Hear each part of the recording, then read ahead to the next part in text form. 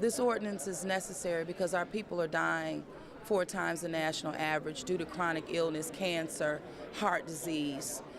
And our city is ran off of tourism, and the majority of our employees in this city are working in the industry, and we need to protect their lives. We need to protect the quality of their lives and their environment in which they work. So I came here today to support the Smoke-Free Ordinance for the City of New Orleans, and it's important to me because I feel like the employees of the hospitality and service industries who are so exposed to secondhand smoke, they're the parents of the kids that I talk with every day. And I am a huge advocate of healthy living and think that it's important that we provide those healthy environments. Do you have any personal attachment to this issue? Yes, I was a college athlete, so healthy living is a huge, huge cornerstone of my life.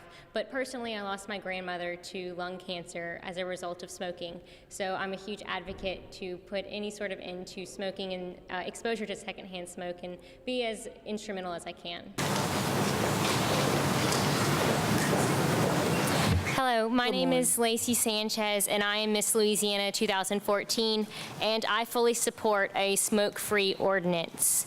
We know that secondhand smoke causes lung disease, cancer, and stroke, and we also know that secondhand smoke is extremely prevalent in hospitality and service industries. And when I think about the hard-working employees of these industries, I am constantly reminded that these are the mothers and the fathers of the children I interact with every single day. As Miss Louisiana, I have the privilege to go into schools and talk with our young students and impress upon them the importance of healthy living. These students are our future, but we cannot expect them to live a healthy lifestyle if we are not first, as adults, setting that example. Furthermore, healthy employees means more productive employees, it means more reliable employees, and employees who are less expensive to insure. So to put all of this into one idea for you, I am asking you to do one thing. I'm asking you to invest in the human capital of the people of New Orleans. When you invest in the people of New Orleans, you are investing in the future and the overall welfare of the entire city of New Orleans. Thank you. Thank you. Stella? Good morning, everybody. Greetings and solutions. My name is John Moore, and I reside in Uptown New Orleans. I'm a lifelong resident of this great city.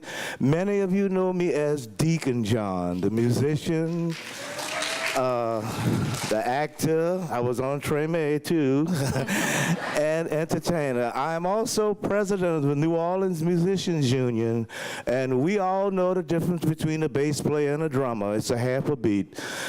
But seriously, folks, and all jokes aside, I'm here today to demonstrate my support for the smoke-free ordinance being proposed here today. A lot of you have seen me on billboards, TV commercials that illustrate my dedication and passion for healthier air for all of us. I'm extremely concerned about the health risks to people who must work in bars, lounges, casinos, and venues that expose them to the environment of secondhand smoke.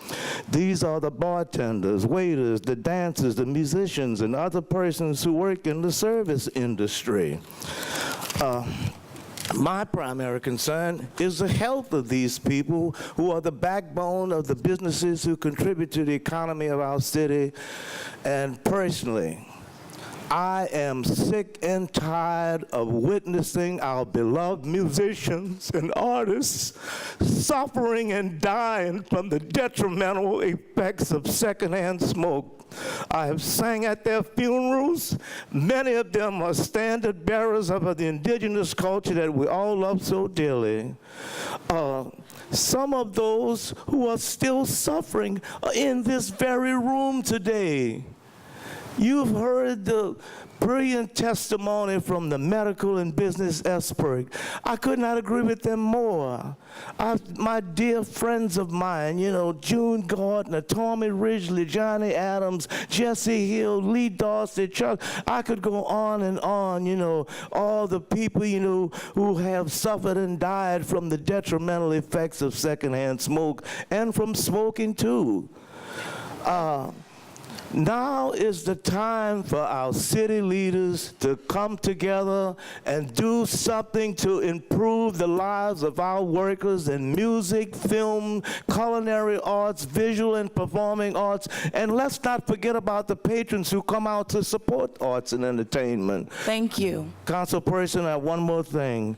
I beg you, please, don't let the smoke get in your eyes. After all, it's so clear to see we all want healthier air for all. Thank you, and may God bless you all. Thank you. Ronald Markham. Happy New Year to everyone. Happy New Year. As you can see, secondhand smoke has caused me to lose half of my vocal cord. And this is a lifetime situation with me because it's a 24-hour and I have to actually check myself, and it's awfully expensive. And I'm for banning smoking anywhere, not just the bars, all because there's another place that's very harmful to kids and babies. And I think that's child abuse when you're in that environment and your family smoke it. My other concern is smoking at the bus shelters, because there's no difference. You may have 2 seats, 3 or 4, but if 2 people sit down on the opposite sides, you get that smoke. And I'm telling you, also, our senior citizens don't have a chance when they sit in that area, because the first blow of smoke is okay, but when they rest their elbows on their knees and you see that smoke, a real thick cloud that goes into your nose, and it will affect your lungs. So, what I'm saying now, do not vote against the ban for political purposes or monetary, because you're voting against death. Thank you, Mr. Eustace. Good morning. Good morning.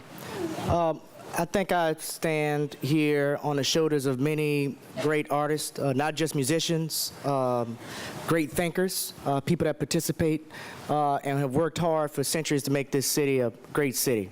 And we're in a creative business. We need the same type of healthy environment that every other professional needs to be able to do their job and be able to do it well. And I'll just say it clearly one time, it is a better environment if it's a healthy environment.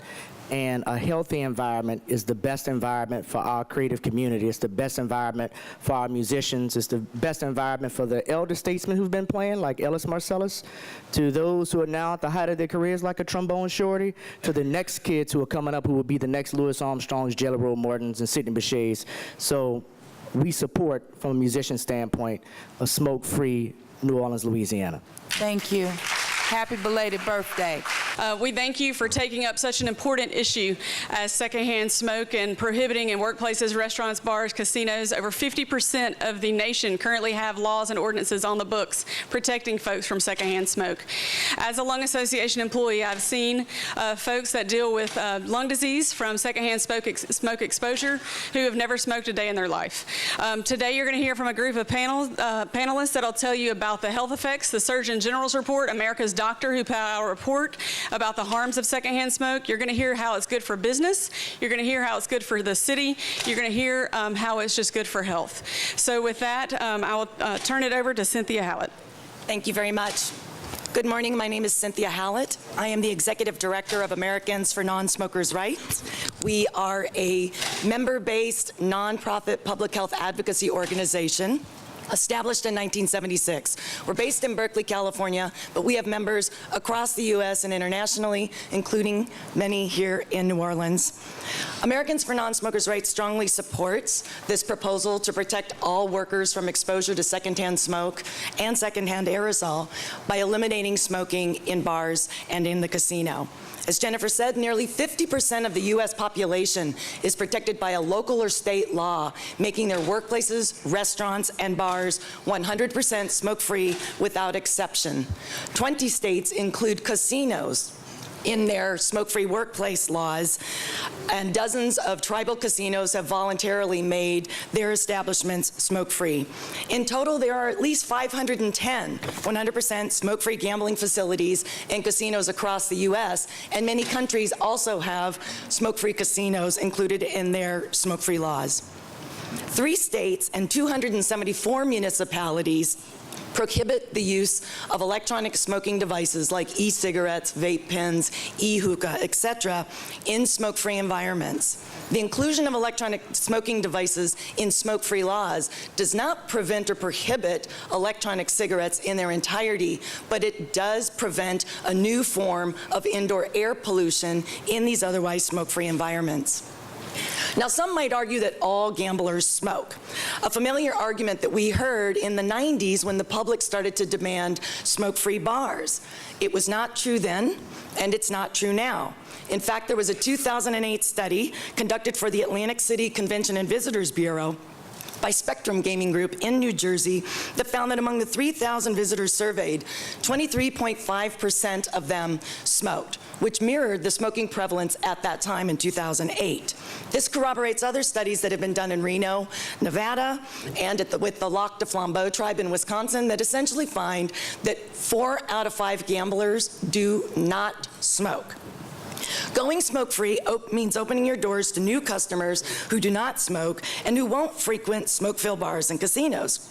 Smokers are welcome. We just ask them to take it outside, along with electronic cigarette use as well.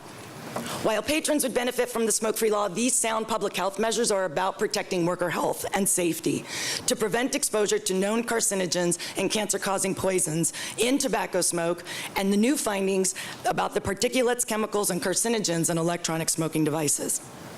Now, some may try to persuade the council that e-smoking devices just contain vapor mist. It's water vapor. Unfortunately, more studies are coming out that document these products are not simply water or vapor mist. In fact, ASHRAE, the American Society of Heating, Refrigeration, and Air Conditioning Engineers, an international ventilation standards setting body, published a study in June 2014 about the hazards of electronic cigarettes, which states, and I quote, "Electronic cigarettes do not produce a vapor, but rather a dense, visible aerosol of liquid submicron droplets consisting of glycols, nicotine, and other chemicals, some of which are carcinogens such as formaldehyde, metals like cadmium, lead, and nickel, and nitrosamines." ASHRAE concludes that, quote, "E-cigarettes emit harmful chemicals into the air and need to be regulated in the same manner as tobacco smoke."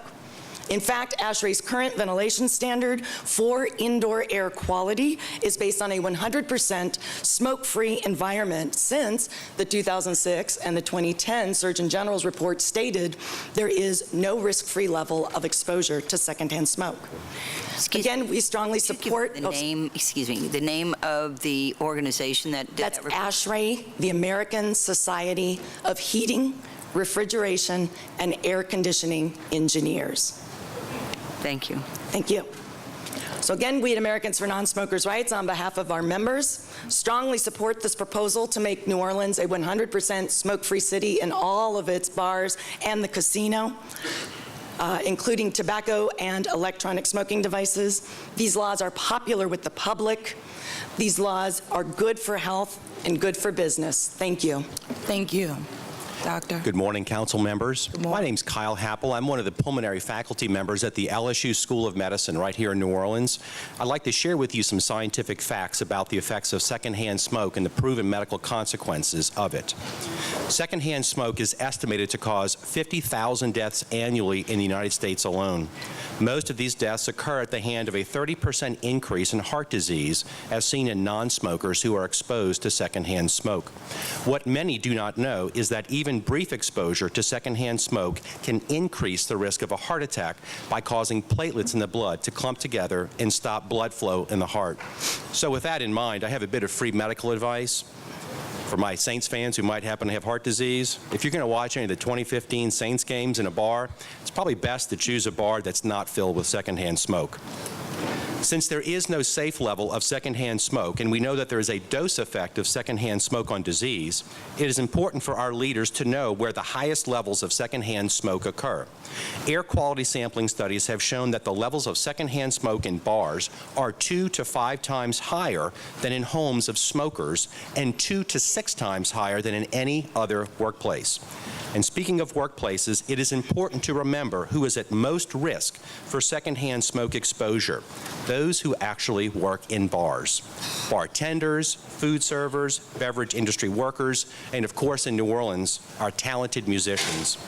As a lung doctor at the LSU Health Sciences Center, I have had the privilege of caring for many of our local musicians. Here is what the seasoned artists tell me about their bar performances.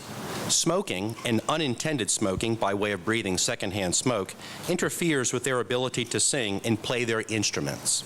In their own words, they're often just not right when performing in an environment that is filled with secondhand smoke. We are intensely focused on preserving our jazz and blues cultural heritage in New Orleans and have devoted significant funds and efforts to do so. I would argue to you that preserving our living and breathing musicians by freeing them from the burden of secondhand smoke would be a smart decision and support their ability to keep the music playing and to pass it on to future generations. Thank you. Thank you. Thank you, ma'am. Good morning. My name is Bill Oliver. I'm appearing before the committee today as a representative of Ochsner Health System. I'm also an Orleans Parish bar owner. I've been one for over 10 years. I'm a business leader that's been involved in economic development in this area for over 20 years. I'm a cancer survivor, and as an individual, I'm here to express my support for the Smoke-Free Air Act ordinance introduced by Councilmember Latoya Cantrell. I would like to thank Councilmember Cantrell and the members of this committee for giving me the opportunity to speak with you today. It was more than 75 years ago, right here in this region, when Dr. Alton Ochsner and a partner were the first to link tobacco use with lung cancer. In the nearly 8 decades since their groundbreaking article was published, our knowledge about the dangers of tobacco has only increased. Today, we know there is no such thing as a safe cigarette, and that the dangers of smoking extend well beyond the smokers themselves. And just as there is no such thing as a safe cigarette, there is also no risk-free level of exposure to secondhand smoke. Just like smokers, those who breathe in secondhand smoke are inhaling thousands of chemicals, including hundreds that are toxic and approximately 70 that can cause cancer. In fact, since 1964, 2.5 million non-smokers have died from exposure from secondhand smoke. With these statistics in mind and the fact that people who work in bars and gaming facilities are exposed to 300% to 600% more secondhand smoke than any other type of employee, it's obvious that many of our city services industry workers are putting themselves in harm's way by just going to work every day. As someone who owns a bar, I understand that enacting this ordinance will be a significant change, but I believe it's a change that many customers will appreciate and many families will be thankful for. And by treating all businesses the same way, the ordinance will give our bars and casinos the ability to more easily make a common sense, healthy change. At Ochsner, we have understood the detrimental effects of smoking for decades. As a company, we incentivize employees who refrain from tobacco use. We provide support for those that want to quit and voluntarily made every one of our facilities and all of our grounds smoke-free. But Ochsner has also grown its employee base in Orleans Parish over the last 2 years. Over 1,500 employees have come to work in Orleans in this smoke-free environment. I will tell you the economy can prosper in a smoke-free environment, and today there's more access to health care in Orleans Parish than we've had in the last 8 years. Our physicians take care of the patients suffering with disease brought about by tobacco use and comfort the families of those patients who succumb to those illnesses. As a cancer survivor who has done a year of chemotherapy, even after 25 years today, I choose to help even one single person or one family the opportunity to avoid that experience. As healthcare providers, we have sought to be a leader on this critical issue because we know firsthand the absolute devastating consequences of tobacco use. I applaud Councilmember Cantrell's efforts on this important topic, and I encourage this committee and the rest of the council to work together to help us become a healthier and safer community. Thank you. Thank you, Mr. Oliver. Good morning, council members. My name is Joakim Karud. I'm the CEO of the Louisiana Public Health Institute, and we're the implementing agent for the statewide tobacco-free living program in partnership with the Louisiana Cancer Research Center. We know that tobacco, from a public health perspective, is the leading cause of early death and disability, not only in the United States, but also in Louisiana. In fact, in Louisiana, we have about 6,500 Louisianians die each year as a result of tobacco smoking-related causes. We also know, and I'm sure many of us know, we've had family members and friends in our friend circle who have died prematurely due to tobacco-related illness. We think of this ordinance as primarily about protecting the health of the workers, and of which there are about 5,000 workers in bars and casinos throughout the city of New Orleans, and protecting them, but as well as the patrons and the musicians and entertainers who are in these establishments. In fact, these workers, entertainers, have no choice but to breathe smoke-filled air. In fact, non-smoking employees in our bars and casinos essentially are forced to be smokers due to how much secondhand smoke they breathe during every shift that they work. The Louisiana Public Health Institute is strongly in support of this ordinance and is most appreciative of Councilwoman Cantrell for championing this cause to improve the health and well-being of our city. Thank you. Good morning, everyone. Happy New Year and Happy Carnival. It's great to be here again once before you. I'm Tanya Moore, the Associate Director of the Louisiana Campaign for Tobacco-Free Living, and we are a statewide organization dedicated to preventing people from secondhand smoke exposure and educating folks around this beautiful state on the dangers of tobacco use and secondhand smoke. And so over the last 10 years, we have really educated this community. And so when I mean community, I mean every sector: youth, young adults, faith-based, community organizations. We've worked with businesses. We've worked with bars. We've worked with bar workers and casino workers as well. And we've worked with elected leaders in this community to talk about the seriousness and the impact of secondhand smoke in the work environment. And so we thank you again for having us here. And we also brought along a couple of friends and family members in the audience today who also support this effort. So over the last 9.5 years, this beautiful city has made many strides in trying to become and improve the city to become more progressive. Well, this is another progressive move and step that we need to take. And so all the while preserving the traditions, the history, and the culture of this great city.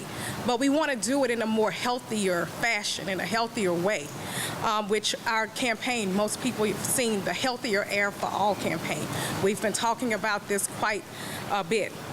However, we still have a long way to go to close the health disparities gap among our residents. We have to provide healthy work environments to work in. And so did you know that in Louisiana, 27% of Louisianians are exposed to secondhand smoke, and these are non-smokers. And so when we started looking at the people in that population, we saw that over 50% of that population are African Americans. And we're talking about our local bar and casino workers, people that may even be sitting in this chamber right now, don't realize that how much they're impacted and that they are affected. And so that's unacceptable. So providing smoke-free environments is a matter of public safety and public health. There is no reason that industries, and I say that again, industries should determine the fate of our city. for it to become healthy. They too should join the advocates and promote and provide healthier environments. We have to protect our workforce. Do you know how hard it is, email and letters and phone calls that we receive from bar workers? We receive from casino workers saying, we can't do anything because we don't want to lose our jobs.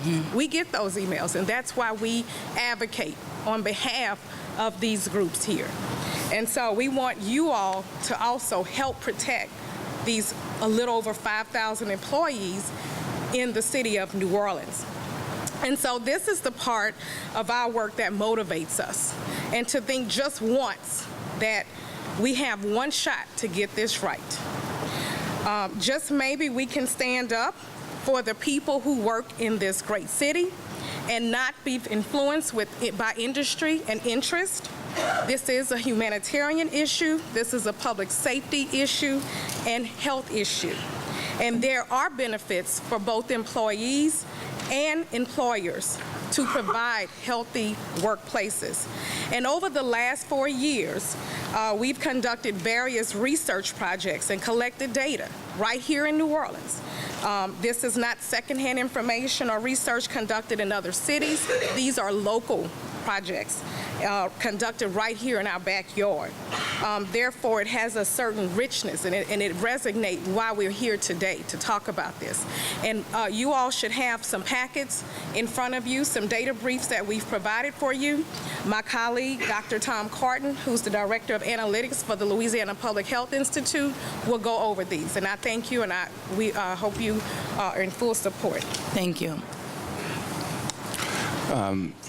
First off, I'd like to thank the committee for allowing us to speak to you today, and Dr. Cantrell for introducing the ordinance. I'd also like to thank my colleagues at this table who spoke before me and spoke very eloquently about the research that has been done nationally and internationally on the dangers of smoking and secondhand smoke. As Ms. Moore indicated, I am going to talk a little bit today about some of the original research that we've conducted at the Louisiana Public Health Institute here in the state of Louisiana that will help influence the decision-making, outlining the potential economic and health impacts of a smoke-free ordinance in the city of New Orleans. At Jazz Fest of 2012, our campaign conducted a survey, an intercept survey of Jazz Fest attendees. We essentially stood at 3 separate strategic spots of entry points to the fairgrounds and intercepted patrons as they were walking in from out of state, and asked them their attitudes and opinions related to smoke-free environments both in their home states and the potential impact on their behavior of a smoke-free act in New Orleans. And what we found was that, according to these Jazz Fest attendees, there would be really no impact of Jazz Fest tourism on if a smoke-free ordinance was enacted in the city of New Orleans. In fact, we asked a direct question: would a smoke-free policy for bars and facilities make you more or less likely to visit the city? And 4% said it would make them less likely. So I know people that work in the service industry, hospitality industry, whether it's as a bartender or a waitress, and they're exposed to secondhand smoke. So that's my peers, and it's very important for me to be able to advocate for them and get a healthy environment, workplace for them. Your reaction to the people here in support of the ordinance, including Miss Louisiana? Oh, look, the support is phenomenal. It just shows us that it is time to move our city truly in the right direction, and not just talking about it, but walking it. This is about the safety, the health of our people, our employees, our musicians, our families. And we're behind the 8 ball right now. So this is an exciting time for this city, because New Orleans is standing up for what's right for its own people.